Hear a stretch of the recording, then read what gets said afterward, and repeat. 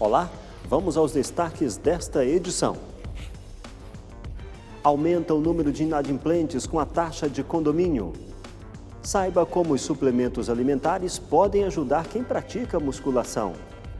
Cresce o número de trabalhadores informais na cidade de Taubaté. E veja também, tabagismo mata no mundo cerca de 10 mil pessoas por dia.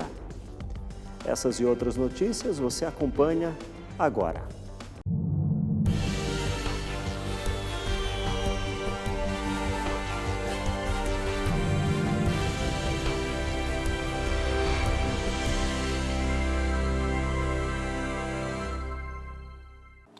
Bem-vindo ao Repórter Setorial.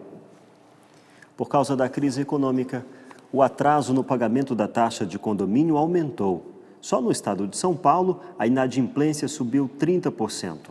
Segundo dados do Sindicato de Habitação de São Paulo, o Secov, as ações judiciais relativas aos condomínios aumentaram em até 27%. Jefferson é síndico de condomínio e administra 360 apartamentos. O contato diário com os moradores é fundamental para o trabalho. Durante a conversa, procura ouvir as necessidades de cada família. São sugestões, reclamações e problemas que surgem no local. Ele tem agora um desafio a ser superado: equilibrar as contas do condomínio com uma entrada menor de receita. A inadimplência chegou em boa parte dos apartamentos. Pagar as contas variáveis do condomínio a partir de agora vai ficar mais difícil. Essas contas variáveis, na maioria das vezes, se enquadra limpeza de caixa d'água, troca de extintores, renovação do laudo dos para-raios. Então, esses gastos, ele é feito a cada 6 meses e alguns a cada 1 ano. Isso não está sendo feito. E isso acaba não sendo feito no final desse período. Por conta da crise, o déficit com a inadimplência, que antes era de R$40 mil, em menos de um ano, saltou para 102. Dinheiro que deixa de entrar no caixa e que poderia estar sendo investido em melhorias do condomínio. Mas alguém tem que pagar a conta, e neste caso são os outros moradores, aqueles que estão com as contas em dia, os adimplentes, que acabam pagando uma taxa a mais sobre o valor do condomínio, para suprir o déficit de caixa. Então, os moradores adimplentes acabam tendo que pagar pelos inadimplentes para que o condomínio esteja sempre em ordem dentro da legalidade. Francisco sempre andou em dia com o condomínio e não acha justo pagar pelos inadimplentes, mas ele reconhece a dificuldade do síndico e o transtorno que esse tipo de situação pode trazer para todos os moradores. Várias benfeitorias que vão deixar de ser feitas por causa desse dinheiro que não entra e as dificuldades até do dia a dia, água, luz, né, do condomínio que tem que ter. Não é justo por quê? Porque a gente está pagando por os outros pessoas que não pagam.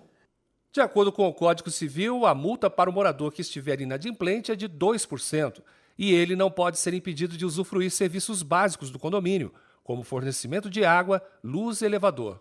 Para este advogado, especializado em direito imobiliário, a lei é branda, mas isso não impede que o valor da multa e dos juros possa ser mudado. Mas tudo deve ser feito através de assembleias de moradores. Mas os condôminos, em reunião, em assembleia, poderá, inclusive, multar esse inadimplente contumaz em até 5 vezes a taxa condominial, além de cobrar isso, a cota condominial, na justiça com os acréscimos legais ou convencionais. Essa empresa de Jacareí administra mais de 20 condomínios. Nos últimos 6 meses, a inadimplência aumentou entre 7% e 10% deles. Quando muitas vezes nós fazemos a cobrança, aqui nós podemos perceber a dificuldade de alguns moradores. Às vezes um irmão, ou um pai, ou uma mãe está desempregado e acaba desorganizando o orçamento familiar, o que causa o atraso da taxa condominial. Segundo o diretor da administradora, se mesmo depois de ir a protesto o morador continuar inadimplente, outras medidas judiciais poderão ser tomadas e o risco de perder o imóvel é grande. Procurar um acordo é sempre a melhor saída. A gente tenta sempre entender a posição também do morador e buscar um acordo que ele possa cumprir. Para a diretora do Secov, Sindicato da Habitação, a partir do próximo ano está previsto mudança na forma de arrecadação da taxa de condomínio de quem estiver em atraso. Então, a partir de março de 2016, desde que exista uma previsão orçamentária aprovada em assembleia, a partir desse momento, se tiver constando que o condômino deve, por exemplo, R$440, ou seja, o valor que for que tiver sido aprovado, se ele não pagar, ele pode ser executado em relação a essa dívida. Eu penso que a ideia foi trazer celeridade, rapidez e simplicidade a essa forma de cobrança. Despertar a consciência do morador inadimplente e fazer cobrança de forma antecipada são medidas que ajudam a evitar transtornos. Não deixar muito extenso, ou seja, se o condômino atrasar um mês, já cobre, já entra na justiça cobrando. Esse é um assunto que causa discussões em condomínio, inadimplência. E sobre esse tema eu converso agora com o economista Edson Trajano. Edson, quais são as vantagens e desvantagens de se morar hoje num condomínio? A grande vantagem de morar no condomínio é a segurança. Apesar de, nos últimos meses, nós tivemos arrastões em condomínio, ainda é muito mais seguro do que fora dele.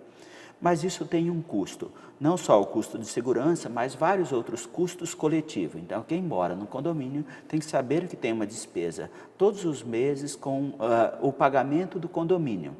É claro que fora dele você tem despesas com água, com gás, com energia elétrica, mas essas despesas coletivas acabam representando uma responsabilidade maior para essa família, que é uma despesa coletiva, ou seja, se eu deixo de pagar, eu estou prejudicando não só a minha família, mas todos os vizinhos que dividem essa conta. E aí vem um momento, uma oportunidade para uma negociação. Que dica você daria como economista para o inadimplente resolver de uma vez por todas esse problema? O inadimplente precisa fazer um bom planejamento, ou seja, ele tem que colocar nas despesas da unidade familiar quanto eu vou gastar no pagamento do condomínio. Porque é uma despesa fixa. Que é uma despesa fixa, ela tem pequenas variações e nós tivemos nos últimos meses um aumento bastante significativo, principalmente no custo da conta de água, que normalmente é uma conta coletiva, então é importante fazer essa conta. Teve uma variação também na conta de luz, né? E principalmente não deixar acumular essas parcelas. Por exemplo, se eu não paguei esse mês, chega o próximo, tem 2 contas para ser paga. Com juros? Com juros e multa de até 2%. Mas, de modo geral, é importante colocar tudo isso na ponta do lápis, minhas despesas outras e, consequentemente, cortar despesa em função da necessidade dessa conta. E para quem cobra, uma dica é sempre evitar que o síndico faça a cobrança dessa conta. Isso acaba gerando... Vizinho cobrando vizinho? Isso, vizinho cobrando vizinho. É muito estresse, não? Gera muito estresse e conflitos no lar. O lar é um lugar de tranquilidade, então vamos evitar esses conflitos. Como podemos fazer isso? Contratando uma empresa terceira para fazer essa cobrança. Essa terceira não tem essa relação de vínculo afetivo na vizinhança e principalmente tem uma equipe especializada capaz de fazer uma cobrança com melhor qualidade. Inclusive mais transparente, né? Essa profissionalização dessa cobrança faz com que ocorra o quê? Uma redução da inadimplência que é bom para todos os vizinhos e, consequentemente, isso acaba passando essa conta com transparência para todo mundo, ou seja, eu pago, sei exatamente quanto eu estou pagando e quem não está pagando é responsabilizado por um não pagamento, inclusive com pagamento de juros e multa. E a convivência certamente vai ser bem melhor. Com certeza. É importante sempre essa profissionalização nesse sistema de cobrança de condomínio. Muitas vezes o empreendimento acaba acreditando que isso vai reduzir despesa não terceirizando essa atividade e, de fato, a inadimplência aumenta e tem custos maiores para todo mundo. Esse é o economista Edson Trajano, que permanece aqui na bancada do Repórter Setorial, e nós voltaremos daqui a pouco tratando mais um assunto relevante. Agora a pauta é inclusão social. O Estatuto da Pessoa com Deficiência garante acesso a uma população de 45 milhões de brasileiros. O comentário é do advogado e jornalista José Carlos Cataldi.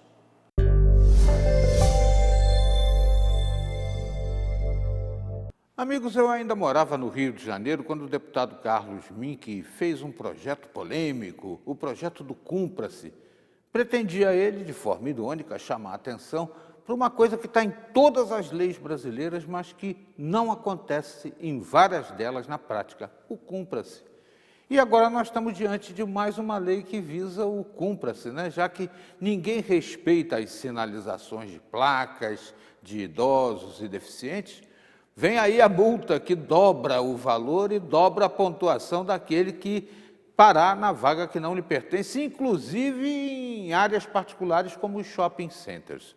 Já o governo federal também estabelece penalidades para aqueles que discriminarem os deficientes físicos. Isso é muito importante, né? Na medida em que a gente vive num processo em que as pessoas agridem, desrespeitam, ridicularizam. E pode haver prisão de até 5 anos para esses casos das pessoas que agravarem aqueles que estejam nessa situação. É muito importante. Agora, tem coisas na lei que eu acho que vão ser difíceis de ser cumpridas, até porque o próprio Estado não tem como responder a esses comandos. O preso, por exemplo, também vai ter direito a toda uma série de medidas se for deficiente físico e estiver nessas circunstâncias. O governo acho que vai ser o primeiro a descumprir, mas se a lei for cumprida, a gente vai ficar assim exultante, né, de ver que finalmente vai haver respeito às pessoas que têm algum tipo de deficiência no país. O repórter setorial faz um breve intervalo e, na sequência, você vai ver como os suplementos alimentares atuam na musculação. Em instantes.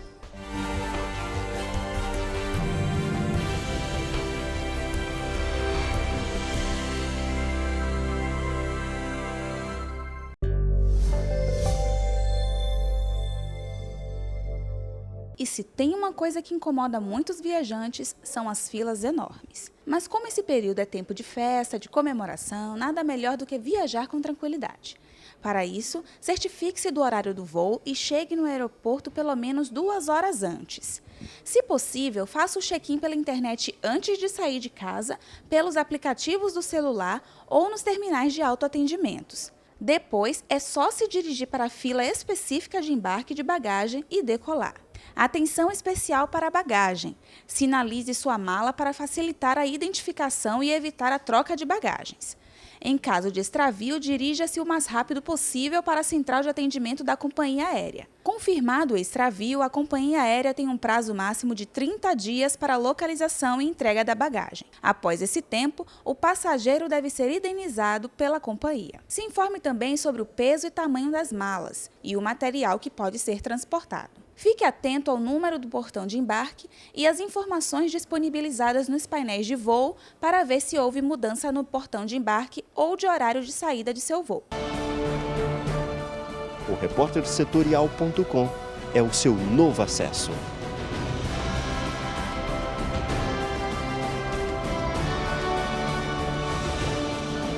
É nossa terra no ar.